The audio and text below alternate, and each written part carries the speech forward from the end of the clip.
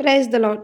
ఈరోజు దేవుని వాగ్దానము, తాను సృజించిన సమస్త జనముల కంటే నీకు కీర్తి ఘనత పేరు కలుగునట్లు నిన్ను హెచ్చించుదుననియు ఆయన సెలవిచ్చినట్లు నీవు నీ దేవుడైన యెహోవాకు ప్రతిష్ఠిత జనమై యుందువనియు యెహోవా ఈ దినమున ప్రకటించెను. ద్వితీయోపదేశకాండము 26:19. దేవుడు మనల్ని కేవలం దీవించడమే కాదు, లోకంలోని సమస్త జనముల కంటే హెచ్చిస్తాను అని అంటున్నాడు. మనం కష్టపడిన కొన్నిసార్లు గుర్తింపు రాదు, కానీ దేవుడు మనకు కీర్తి ఘనత పేరు ఇస్తానని వాగ్దానం చేస్తున్నాడు.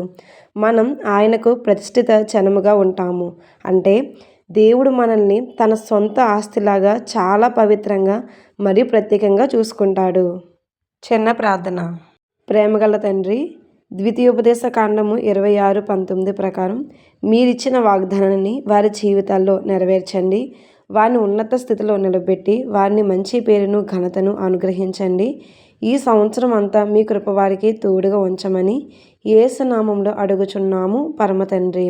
ఆమెన్. God bless you.